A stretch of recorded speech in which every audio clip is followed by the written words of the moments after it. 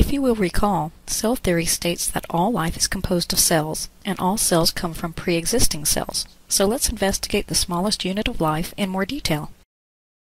So where are the cells? If I told you there was a picture of a cell on this page, would you believe me? If the picture were the actual size of a cell, there could be. Because the vast majority of cells are microscopic, meaning they cannot be seen by the naked eye. We measure cells in micrometers. If you look at this scale, a micrometer is smaller than a millimeter, but larger than a nanometer. There are 1,000 millimeters in a meter. But there are 1,000 micrometers in a millimeter. That is an extremely small measurement, and our eyes cannot make out objects at the micrometer level. Many structures we find in cells are even smaller and can be measured in nanometers. There are 1,000 nanometers in a micrometer. So to investigate cells properly, we must use microscopes. This is a compound light microscope, similar to the one you use in lab.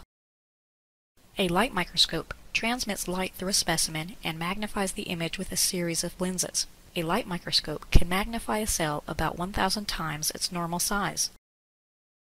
We can visualize even smaller structures or examine cells in different ways with electron microscopes. Electron microscopes use electrons instead of light to produce a magnified image.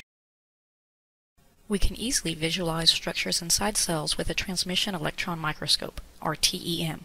The mitochondrion is found in eukaryotic cells and is about a micrometer across, but we can even see the nanometer-sized structures within the mitochondrion. A scanning electron microscope, or SEM, is not typically used to visualize the interior of a cell or other structures. Instead, it produces a 3D image so that we can see what the surface of a specimen looks like. Now that you know how scientists study cells, we can examine how cells are organized. While there are two basic cell types, prokaryotic and eukaryotic, all cells share a few features. All cells are surrounded by a plasma membrane. All cells contain an aqueous solution called cytosol, or cytoplasmic fluid. All cells have DNA as their genetic material, which is organized into structures called chromosomes. And all cells have ribosomes to synthesize proteins. The prokaryotic cell is relatively simple. Prokaryotic cells may contain a few organelles, but most do not possess them. Prokaryotic cells also lack a nucleus. Organisms composed of prokaryotic cells are called prokaryotes, and can be found in the domains archaea and bacteria. Prokaryotic cells are relatively small, about 1/10 the diameter of a eukaryotic cell. The bulk of the genetic material is organized into a circular chromosome and is found in a region called the nucleoid. The nucleoid is not surrounded by a plasma membrane. A few genes are not located in the nucleoid, but can be found scattered throughout the cell. These small DNA molecules are called plasmids. Granules of starch and other carbohydrates may be stored in the cytosol for later use. A cell wall containing peptidoglycan is found exterior to the plasma membrane. Extensions on the cell surface called pili are used to transfer plasmids from one bacteria to another. Every other organism is composed of eukaryotic cells. These cells are characterized by highly organized membrane-enclosed organelles and a prominent nucleus which contains the hereditary material DNA. Organisms composed of eukaryotic cells, animals, plants, fungi, and protists, are called eukaryotes. Here is a generalized animal cell. The contents of a cell are referred to as the cytoplasm. Within the cytoplasm, we find the organelles that compartmentalize specific chemical reactions. The plant cell has the same basic components as animal cells, but contains chloroplasts and other plastids, cell walls, and central vacuoles. Plant cells do not contain centrioles.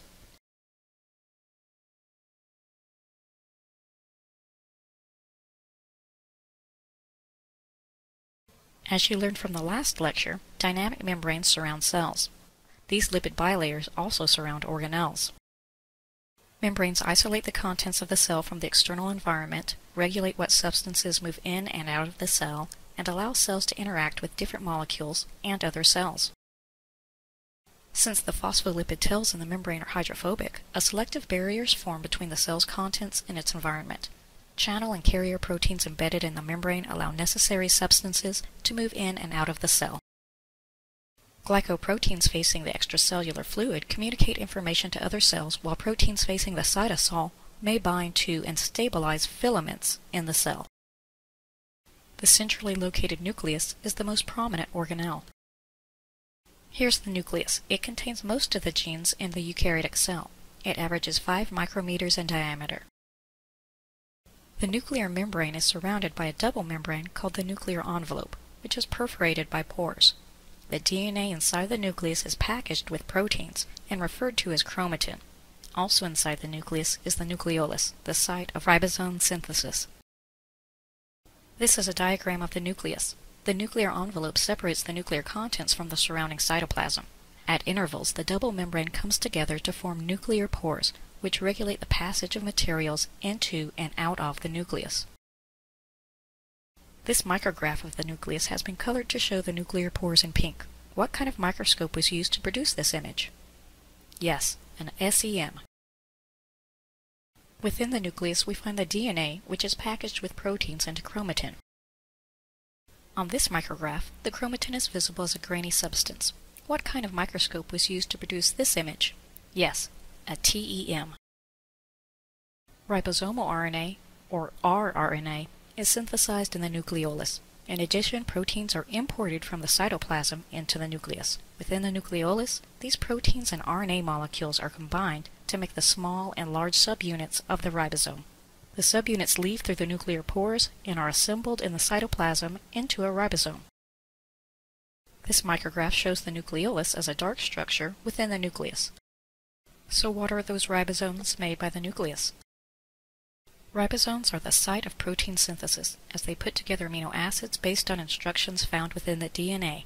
So the information on how to build proteins is found in the DNA. An RNA molecule transfers those instructions to the ribosome in the cytosol, and the protein is made. We will discuss protein synthesis in more detail in our genetics unit.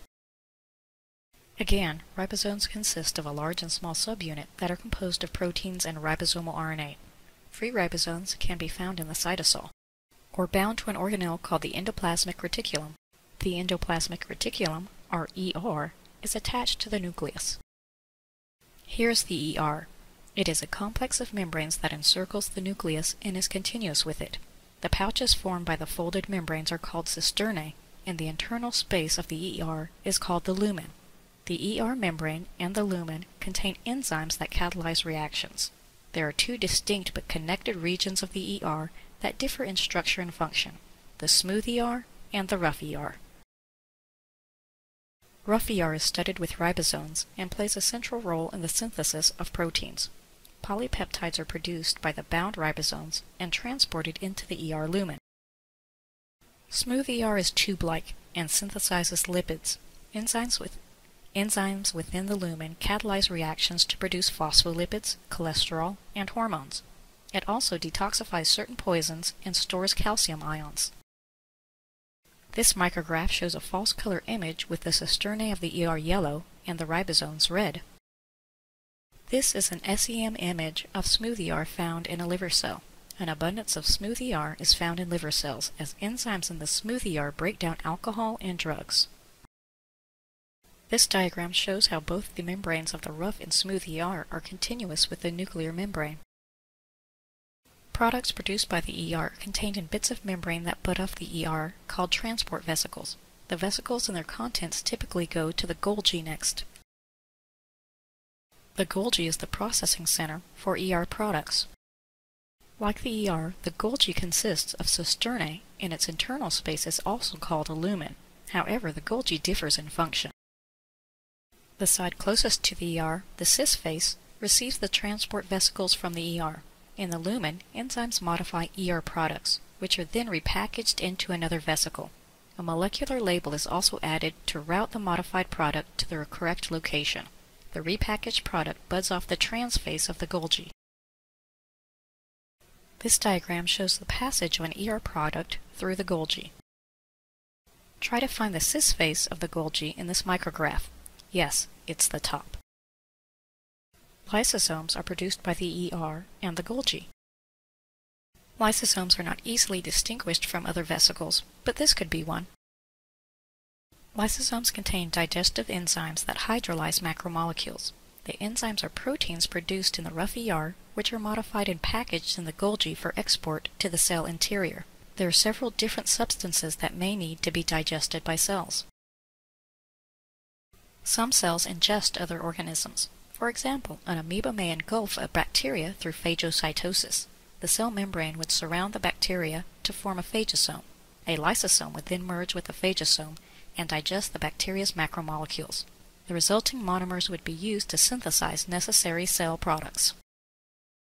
In autophagy, damaged or unnecessary structures would be marked for destruction by lysosomes. For example, this mitochondrion is worn out. A membrane would surround the mitochondrion.